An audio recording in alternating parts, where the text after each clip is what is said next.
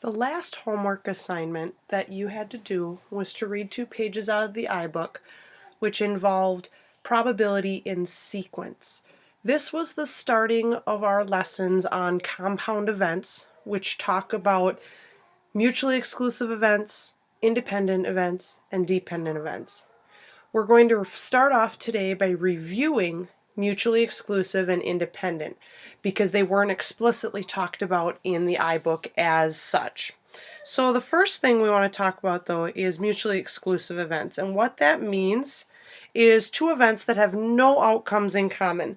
That's when you're going to see the probability of event A happening or event B. This is similar to when we did our rock, paper, scissors lesson, in that we talked about first of all the probability of you winning, the probability of your opponent winning, and then we said, well, what about the probability of you or your opponent winning? And that in that case we took that probability of you winning and the probability of your opponent winning, we added them together. And we're going to look at a couple more examples, which was the basis for a lot of your homework, your in-class assignment this last time. Now on the other hand, we have independent events. And independent events are 2 events that where one event does not affect the probability of the second event occurring. They're completely separate from each other. And this would be when we talk about the probability of A happening and B. And the reason why we multiply is because you have this probability of A happening and this probability of B, but the probability of them both happening, or in the cases of talking about in the iBook, then A then B happening, it makes it less likely to happen. A lot of you, I talked about the Powerball. The probability of matching all 5 of the white ball numbers is one probability. And the probability of matching the Powerball is another probability, which is actually higher than the white balls.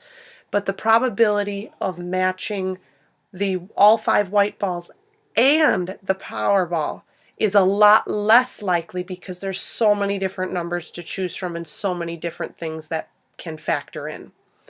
Now, dependent events, on the other hand, is what our focus will be on for the second half of the lesson today, is, and I apologize, this should say 2 events are dependent if the occurrence of one event does affect the probability of the second event occurring.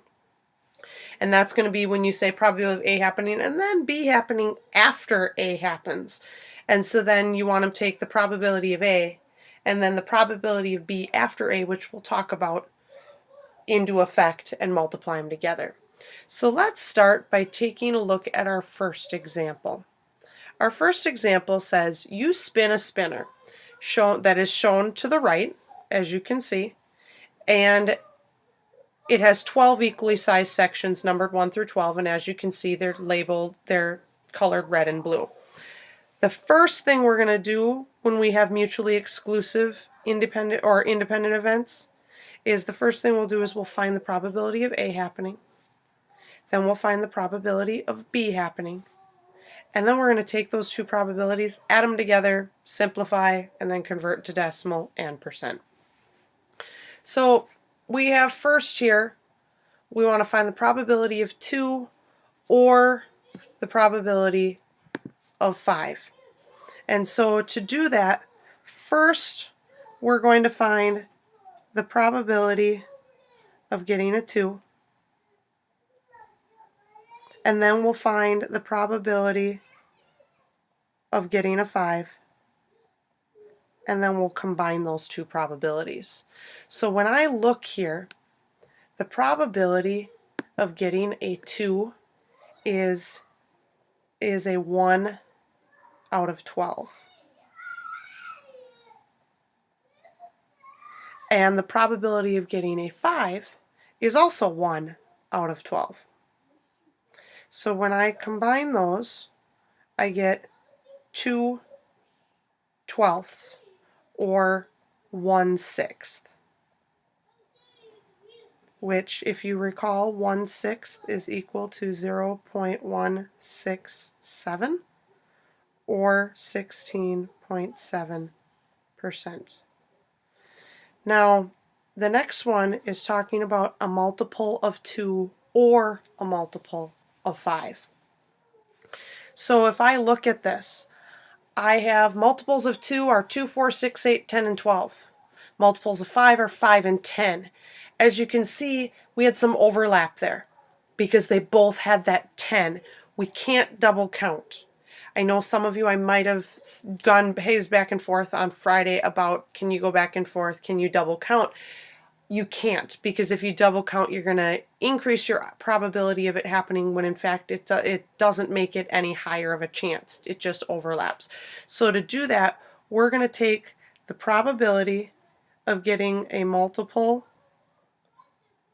of 2, and we're going to add to it the probability of a multiple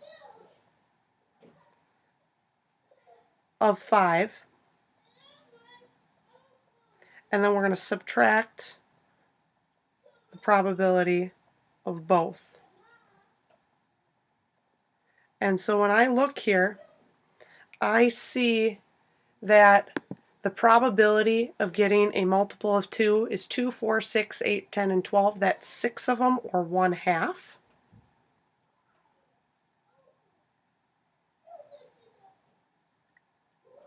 And the probability of a multiple of 5 is 2 out of 12, or 1/6.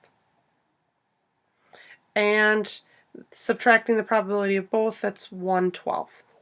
So 6/12 plus 2/12 is 8/12 minus 1/12 is 7/12. I'll let you go ahead and be the one in charge of getting that into a decimal and a percent, which you know how to do.